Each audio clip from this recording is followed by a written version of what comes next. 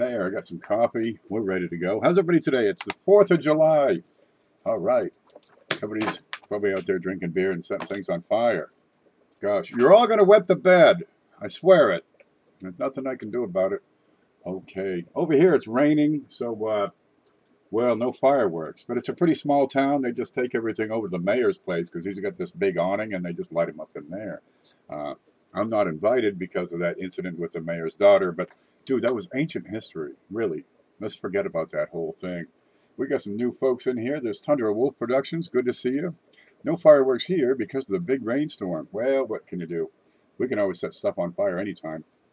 Around here, it's just a bunch of rednecks getting drunk by the lake. And I could go hang out with them, but I'm just going to feed the mosquitoes. You know how there's always one guy that gets, assaulted by the mosquitoes? That's me. So, no, I'll let them feed the mosquitoes today. We got a bunch of people coming in. Today we're going to read, are you ready for this? Where is it? I got a picture here somewhere. We're going to read the Declaration of Independence, one of our core documents. Geez, it's been around for a long time, a couple of hundred years and then some, and a lot of people have never read it.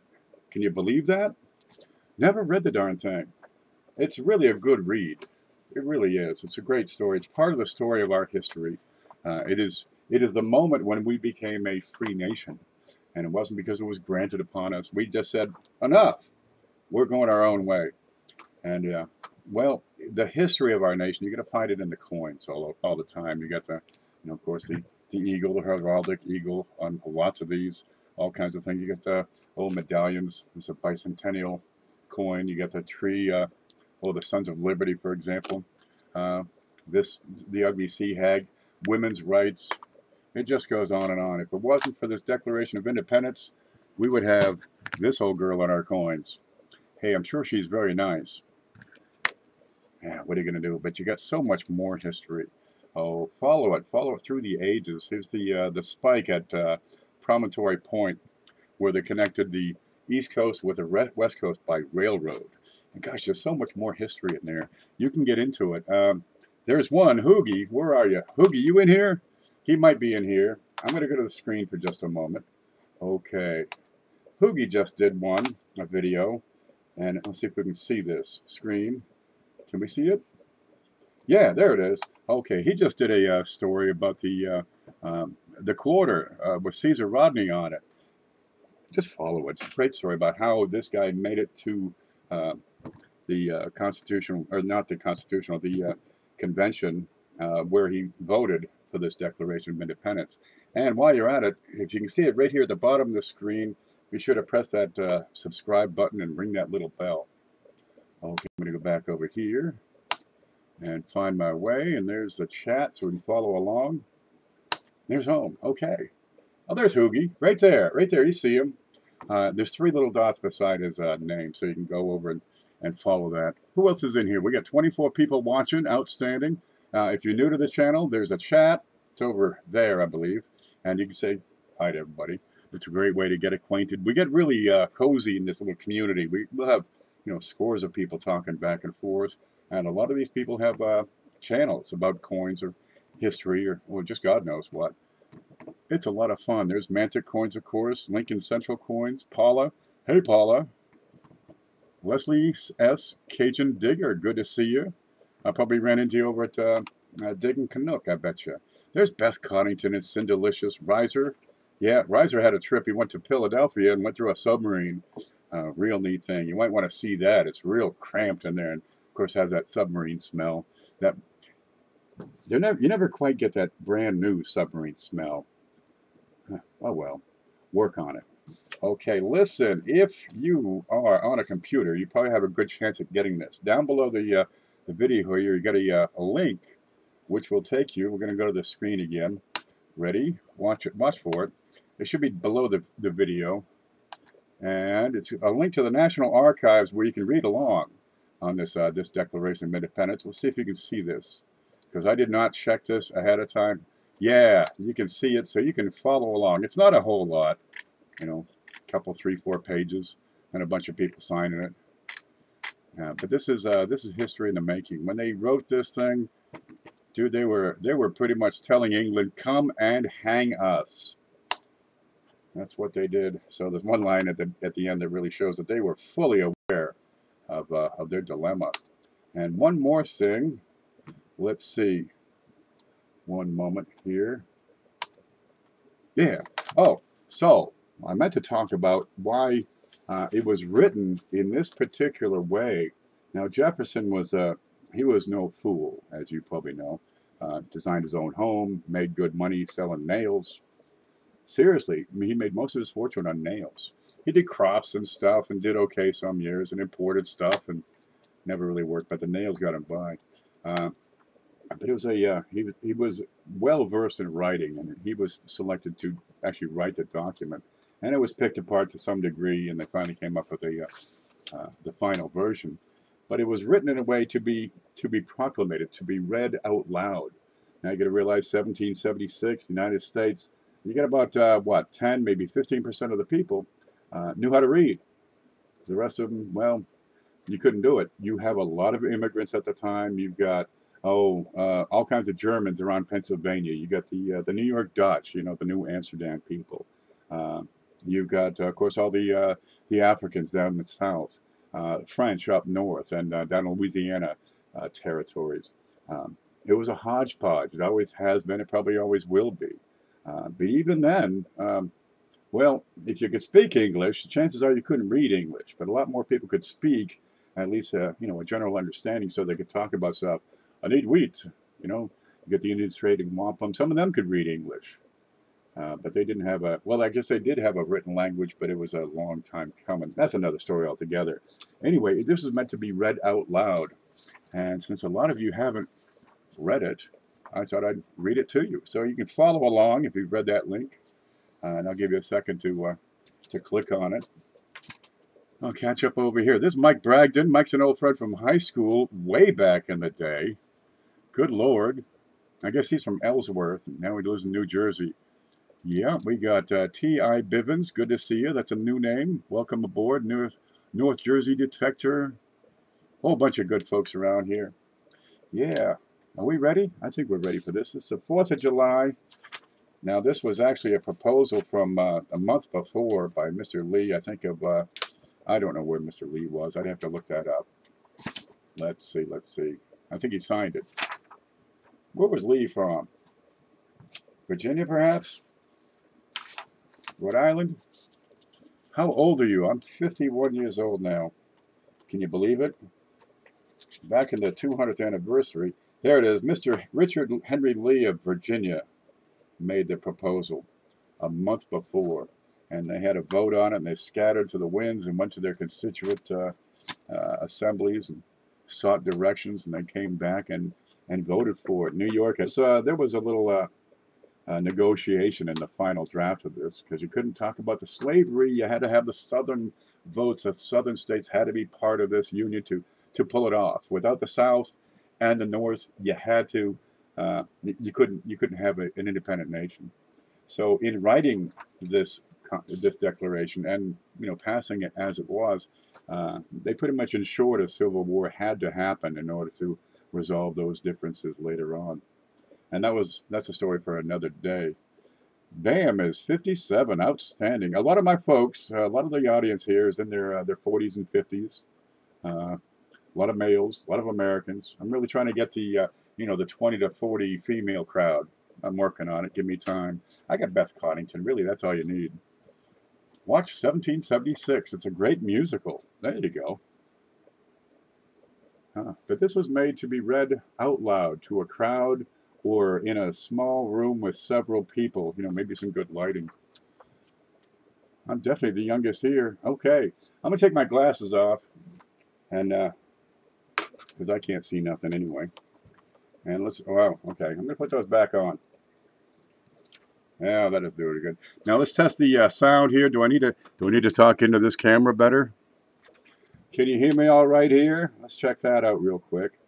T. Bivens is a 41-year-old female. Missed your target demo by a year. Yep, you are over the hill. That's okay. We'll let you come back anyway. Is the sound okay for you folks? Hidden says, I'm one of the dumbest. Well, you come to the right spot. We'll train you up. Lincoln says, sounds great, so we're going to go with it. In Congress, July 4, 1776. The unanimous declaration of the 13 United States of America. You ready? That's not part of it. I just put that in. When, in the course of human events, it becomes necessary for one people to dissolve the political bands which have connected them to another, and to assume among the powers of the earth a separate and equal station to which the laws of nature and of nature's God entitle them, a decent respect to the opinions of mankind requires that they should declare the causes which impel them to the separation. We hold these truths to be self-evident, that all men are created equal, that they are endowed by their Creator with certain unalienable rights, that among these are life, liberty, and the pursuit of happiness, that to secure these rights, governments are instituted among men, deriving their just powers from the consent of the governed, that whenever any form of government becomes destructive of these ends, it is the right of the people to alter or to abolish it, and to institute new government, laying its foundation on such principles and organizing its powers in such form as to them shall seem most likely to affect their safety and happiness. Prudence indeed will dictate that governments long established should not be changed for light and transient causes, and accordingly all experience has shown that mankind are more disposed to suffer while evils are sufferable than to right themselves by abolishing the forms to which they are accustomed. But when a long train of abuses and usurpations, pursuing invariably the same object, evinces a design to reduce them under absolute despotism, it is their right, it is their duty to throw off such government and to provide new guards for their future security. Such has been the patient suffrage of, Such has been the patient sufferance of these colonies, and such is now the necessity which constrains them to alter their former systems of government. The history of the present King of Great Britain is a history of repeated injuries and usurpations, all having in direct object the establishment of absolute tyranny.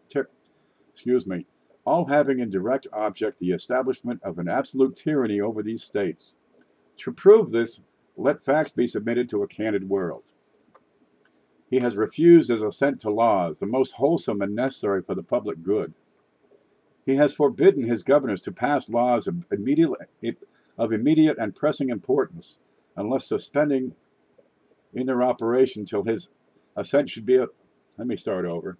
I can barely see.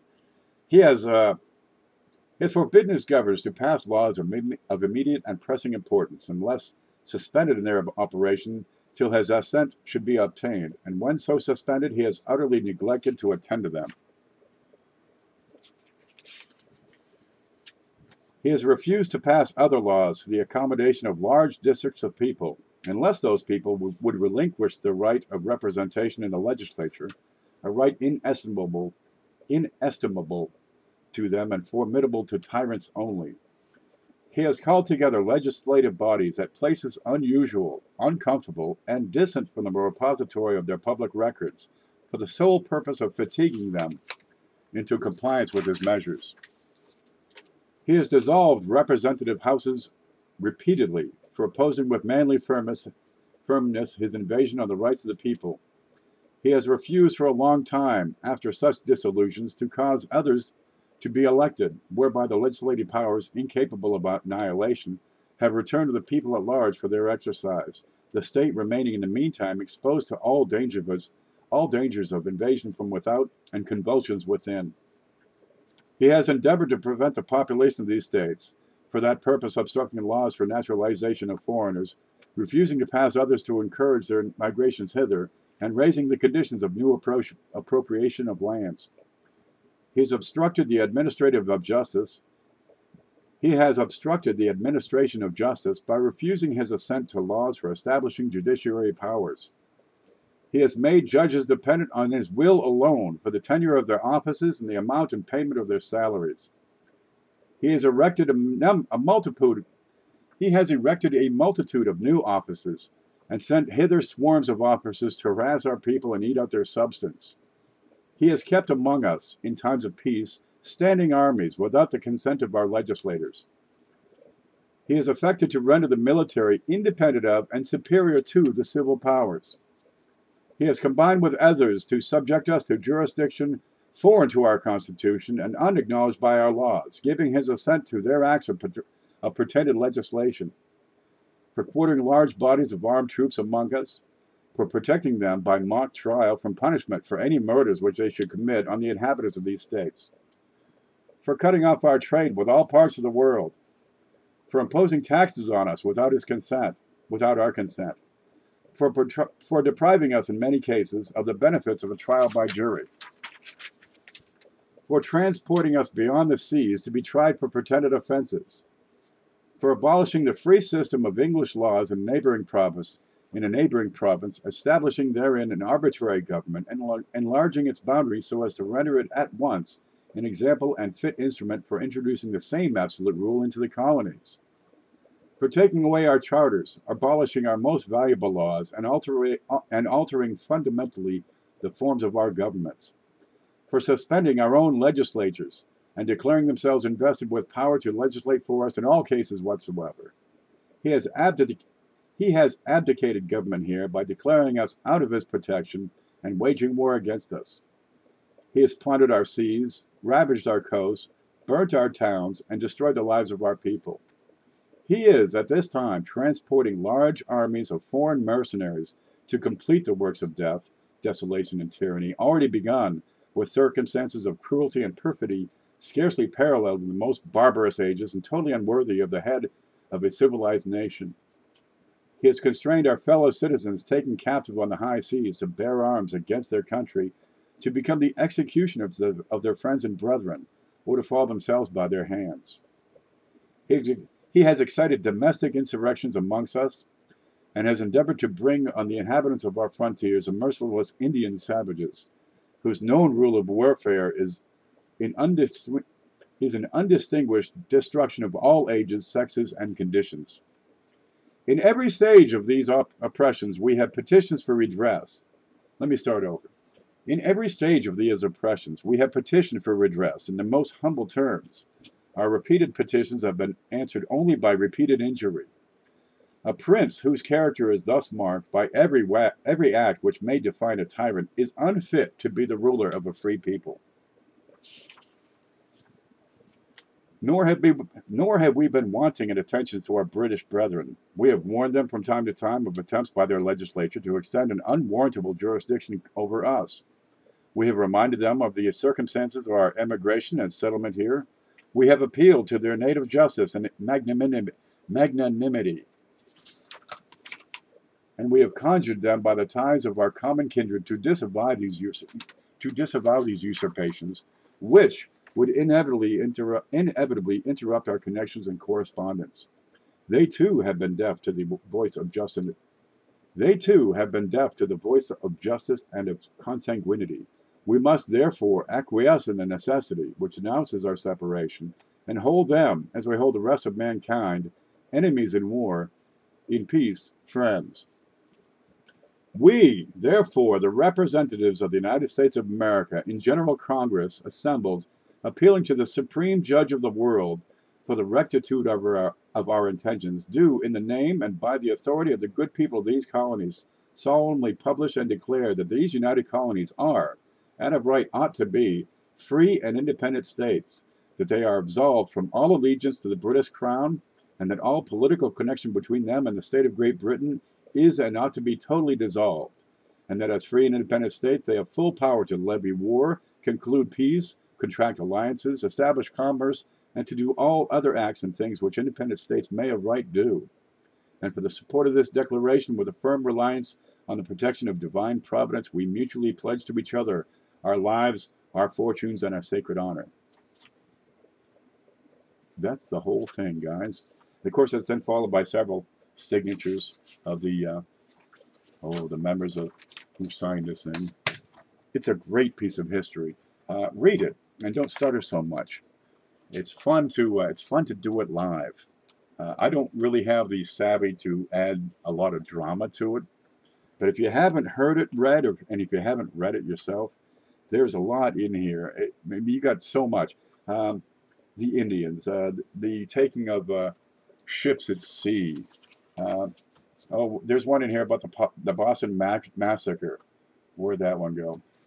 Everything he did for many, many years, for 20, 30 years, was just firing the people up. Taxation without representation.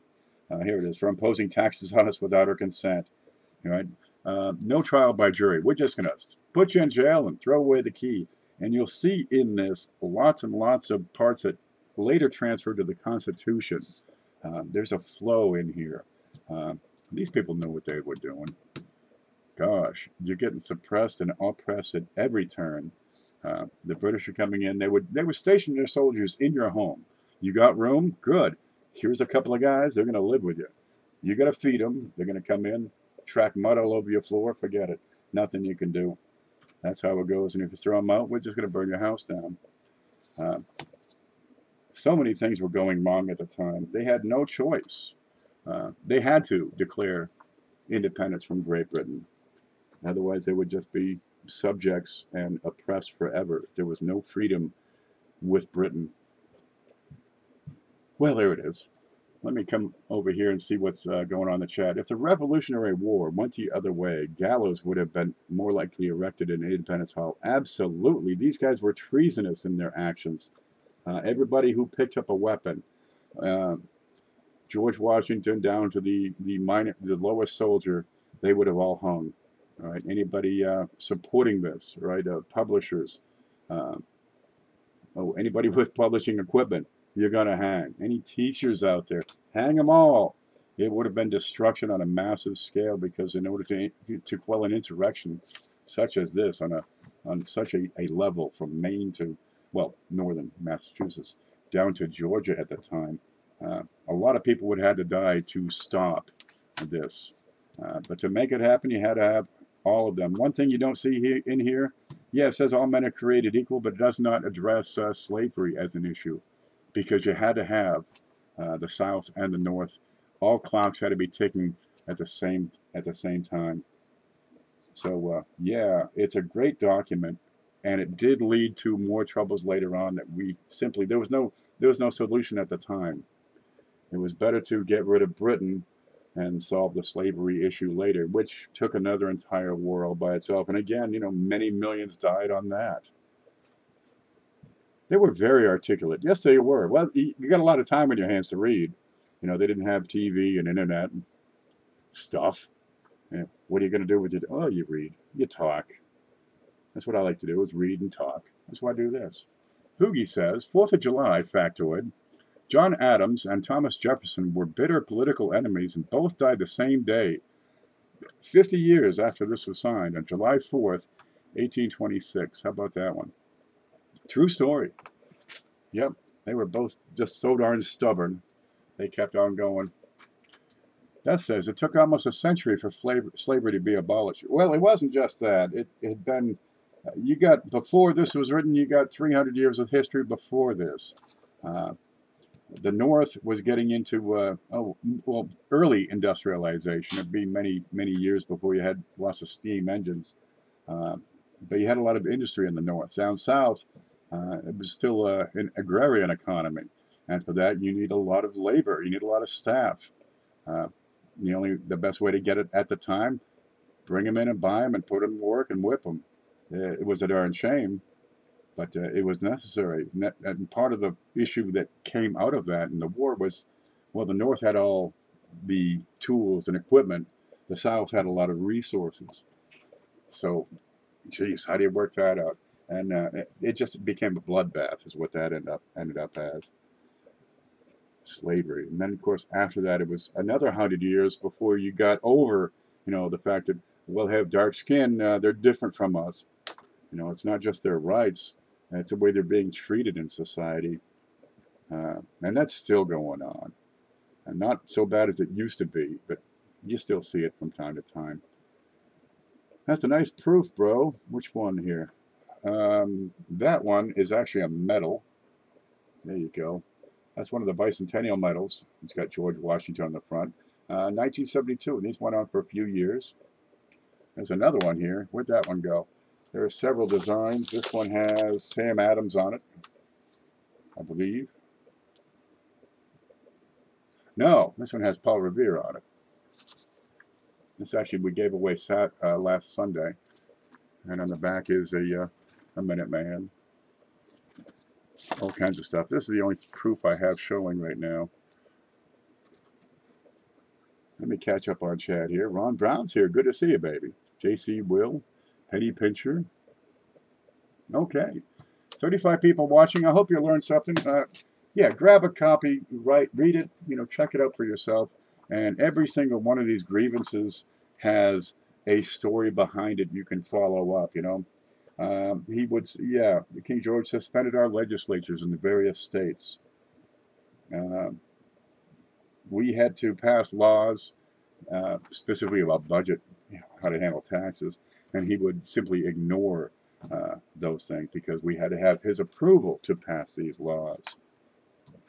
Good Lord, so many things were going on back then. And this was the culmination. I mean, this is after they tried everything. They tried, sending him an olive branch petition. They were trying to negotiate a peace and broker a peace, but George would have nothing to do with it. No, happy Independence Day to everyone. Chelsea, did you see that proof medal with George Washington? I can give you a closer up on that. Where'd it go? Oh, here it is. We can zoom in a little closer. Let me pull this out. Yeah, these have a little bit of a history. There are several of these. Where's my? I don't seem to have one. What's this one? It's got dust on it. There you go. There it is. Whoops. Okay, I'm not balanced here. I'm not ready. I was just going to read tonight. But people want to talk about coins. No, I can't say I blame them. This is not going to open. Okay, we'll just do it this way.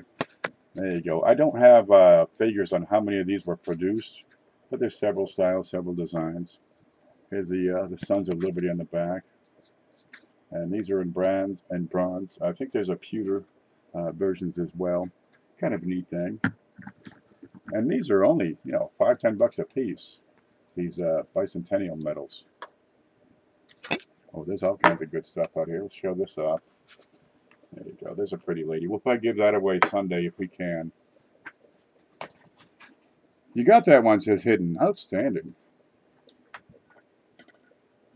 Okay, I just wanted to stop in and jump on and talk and do my thing. I hope you learned something. Check out the Declaration. Of course, you can always do more reading as you like. There's history everywhere, and our history goes from the actions and the documents and the events, and ends up on our coins. You got Jefferson's Memorial over here. Great building, still there. He's TJ.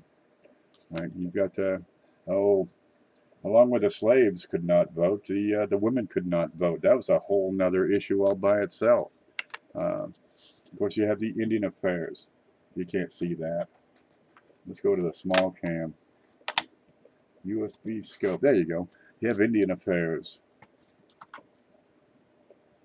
There you go. So there's another whole history we have not even touched upon here. Gosh, some people say we slaughtered them, we killed them. As soon as the first person got off the boat from Europe, they were doomed. They did not have the immunity to disease. Had we not conducted war upon them, they were wiped out anyway, just from disease. Didn't have a chance. You got coins that people probably never heard of before. Here's a 2-center from 1866. So many things going on during the war. Of course, you keep all your precious metals, gold and silver, even copper. So it became tough to make change in common everyday purchases. There's a coin shortage. Well, with 2 cents, you can make twice as much money, with the same amount of stamping. And to go along with it, you have 3 cents. Here's 1865, the year before. And it doesn't say 3 cents, it just has 3. Kind of a neat thing. Then the various designs over the years. You got presidents on there, people who have not been elected on there. One thing we don't have on our coins, where'd that one go? Here you go. Oops, if I can get it. We don't have a monarch on our coins. There she is. Yeah, she looks okay. She got a great-grandmother's chins. Yeah, that's a dollar coin, actually, from Australia. Where is it? Australia. And this one's beautiful. We're going to give this away as soon as Mantic gets to 1,000 subscribers. And you'll probably find him in here somewhere.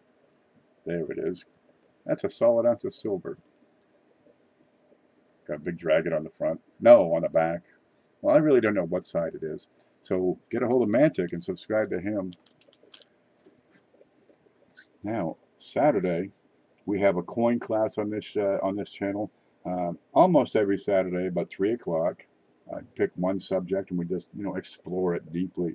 On Sunday, of course, we have the big show where your contributions end up as a package, and we send it out, all kinds of coins to somebody. One lucky winner will take it all home. And we've been doing that for months and months, and man, we have given away so many coins in this channel. I'm really proud of what we've been doing. You guys are doing great. There we go. Let me get these in. I like to see this one go next weekend. Isn't that pretty? That's an 1880S. Yep, that's certified. Really nice grade on that. You got to look at the finish. Gosh, if that was any better, that'd be almost proof-like. But still a pretty good looker. I'll take one of those 94S's. Can you send me your email? Get a hold of me. If there's something you want to buy, I've got an email address right up here. And Friday night, I'm hoping to have a sale. I've got a whole lot of wheat pennies. People like their wheats. I got a nice one right here made out of steel. We got some proofs over here. We want to show these off. I got to find the rest of them. But people like to put together full sets of these coins. And gosh, I've got bunches of them. So tune on in Friday night and we'll see what we got. Where's the scope? There it is. We got proofs. Of course, this one's in the plastic, so it looks a little messed up. But these are wonderful things. Proof wheat cents. Gosh, that does look terrible in that plastic. Let me try to wipe the top. No matter. Where'd that steel one go? Of course, World War II, more history. They made the cent out of steel and coated it with zinc. So back in the day, yeah, they were blue. 1943. Kind of a neat one. And this is the regular color for those. Blue. Well, kind of blue. When they're really nice, they look kind of blue. Yeah. So we hope to see you Friday there, Saturday for the class, and Sunday for the big show. Blues says, thinking of email, did mine make it to you? I'd have to look, baby. Sometimes I get a lot of mail, and today was one of those days. Paula says, I need a proof wheat. I got you covered. Steve Elliott, need some early proof wheats. Me too. Good Lord. They're nice, man. They are seriously crazy nice. I had the fortune of finding one at my local shop, and I got it for $2. And it turned out to be a 1910 matte proof that went to NGC and came back as AU55. No shit. $2. Penny Pincher says, did you take a pic at the package, or are you going to open later and maybe do a show? Penny Pincher, I'll get a hold of you. We'll talk about that. Do you have a recipe for grits and possum stew? You take your possum, you put them in you take the hair off, right? You throw them in a pot and you just boil them up. Now you can clean them if you like. It's probably pretty good. You start at the gut and you pull down and empty it out and stuff. Take the top off and take off the bottom. And you boil them up for about 3 hours. And before she's done, you're going to toss in some grits. Stir it up. Now, if you cooked it long enough, it'll fall right off the bone. You just reach in and pull the whole bone out. They only have one bone on the possum. It goes from head to tail. And it's flexible in some spots. But that's it. Just pick and go. It's the 4th of July, so I put up some extra cat food because I want to give the cat an extra treat and have a little extra for the possum. Possum and grits. Seriously, they eat that stuff down here. No fooling. I know a guy, he stops, he sees something on the road, he's going to stop and check it. If it's fresh, it's going in a pot. No fooling. This guy shows up, he's got, what you eating today, Vion? Oh, I got some raccoon. Got barbecue raccoon. It's a little greasy. Possum, yeah, it's pretty good. They like it down here.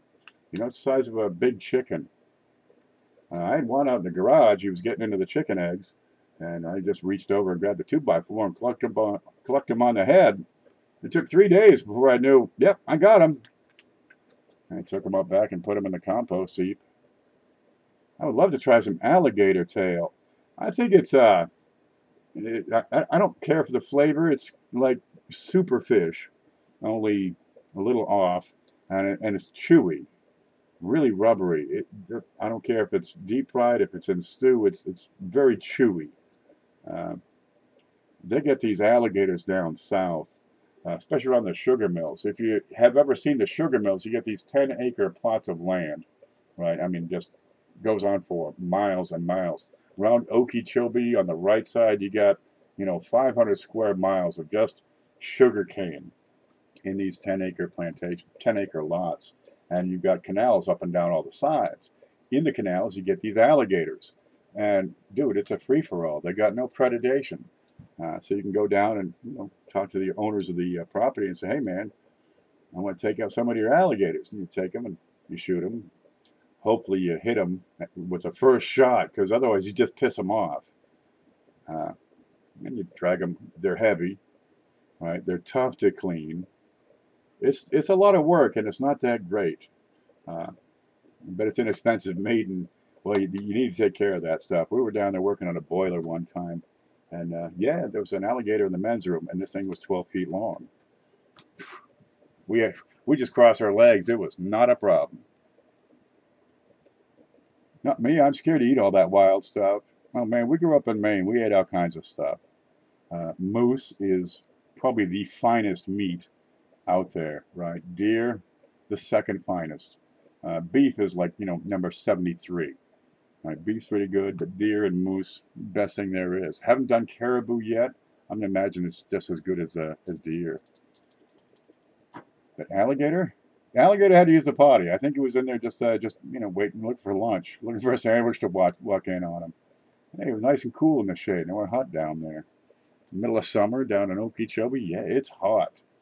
They get spiders and mosquitoes. We'd have to fog the whole boiler every day before we go in, just to kill off the mosquitoes. Deer, when cooked right, is incredible. When it's cooked wrong, it's incredible. Dude, it's wonderful. I've made a lot of good stuff out of deer. That's just plain good. They're very lean. Of course, they're wild. Do you have any 1913 vehicles? Not right now, Ron. I'll keep an eye out. I'm looking for number 6. We'll see if we can get that. I've cooked elk and moose, but never eaten it. My ex and kids love it. It's wonderful. It's just wonderful stuff. It can be gamey, especially if you have to run them down to catch them. What part of Florida do you live in? I'm up here. There you go. I'm right up by the Georgia border. About halfway between Tallahassee and Jacksonville. So the only thing up around here is trees and swamps. You ever heard way down in the Swanee River? That's me. This is Swanee Valley Road. Out back, I've had the river, when it's high water, come up to the house. Well, one more inch should go in the garage. But yeah, this is Swanee Valley. How far from Atlanta? About 8 hours, Beth. That's a good ride. Deer jerky? God. We're up at the plant one day. Guy brought in a sack. I mean a sack this big of deer jerky. And we're waiting for this one piece of equipment to get ready. The pressure washers are blasting on it. And they said, "You want some deer jerky?" Yeah. And we just, there's 4 of us in there, and we killed the bag. God, it was good. That's the best stuff in the world right there. I tried to eat squirrel. Darn things right out of my hands. And, well, you gotta boil them a little longer than that, I think. Darted. It darted out of his hands. Okay, now it makes a little more sense. Jeez, that didn't sound right. Yeah, that's a live squirrel there. I can get for $135. Is that a good price? Says Ron Brown. Ron Brown, what are you looking at for $135? Excuse me. Something's wrong. I signed out of YouTube. It happens. Usually right before I go live, and I gotta, hurry and type everything in again. I hate that. Whoop. It says sign in to chat. It's my own show. It won't let me in on my computer. Sorry to hear, man. You get yourself a big stick. I mean, about that big around, and you just nudge that computer real. Take it outside and hit it with a garage. That's what I like to do. 1913 V nickel, 135. Is that the one that there are 5 1913 V nickels? I'm not really up on my V nickels. So where's that book? Yeah. Okay. So here we got the red book. And it's real handy for finding out stuff quick. But for prices, 1913. Yeah, that's the one. There are 5 1913 V nickels. All right, so if you're not paying $3 or $4 million bucks, you can figure it's probably fake and worth about $1.99 for novelty value. And really, I think it's $1 overpriced. This coin is actually a fake. This guy sent this back. He says, hey man, I want you to have this. This is a fake. They are out there and they look great. Tell me what makes that fake. There you go. That penny is not a genuine coin. And this is not going to focus. Where's my riser? There you go. And we'll put this on there. Where'd it go? Where'd it go? There you go. Yeah, but if you got a 1913 V nickel, guy wants to sell it for 135, don't buy that. You run away from that. Get out of there. I heard one of the 5 in Panama City, Florida. There's good money in Panama City. I wouldn't be surprised. Dude, it's great weather. I mean, beautiful weather. You get a lot of protection from storms. You're not too far from a major city where you can get everything you need. Panama City is a happening place. Mentor coins. Good afternoon, Shay, he says. Okay, guys, I'm going to thank you for stopping in. Wish you a happy 4th of July. Watch the show again. Read the... read that yourself. It's fun. Read it aloud for yourself. If nobody's around, it's okay. You don't be embarrassed or nothing. If they are around, read it anyway and give them a show. It's one of those things people know about, but they haven't investigated. Cool stuff it is. Date is off. Size is off. It's just too small. There it is. Thank you, JC Will, for coming in. Thank you, Cheryl. Have a happy 4th. Steve Elliott, thanks for coming in. It's the size is wrong. Also the date, yeah. But most of it is, this looks to be a cast copy. But it's undersized by over 10%. Mantic, did you receive your package from Penny Pincher? Yeah. Take care, JC. Have a great 4th, Riser. Have a great 4th, Ron Brown, Joe Durbin. Oh, I can hear it. They're shooting them off at the mayor's house. Yeah, won't be. Wait a minute, those fireworks or shotguns? Around here, it's pretty much the same either way. Don't get burnt on the 4th. That's right. You stay safe. And don't let the kids light those fireworks. Only let drunken adults light fireworks. Hasta la vista, baby. I'll take it easy, guys. I'm going to get me a barbecue something or some hot dogs or some hamburgers or maybe a beer. Ooh, I haven't done that in a long time. So you guys stay groovy.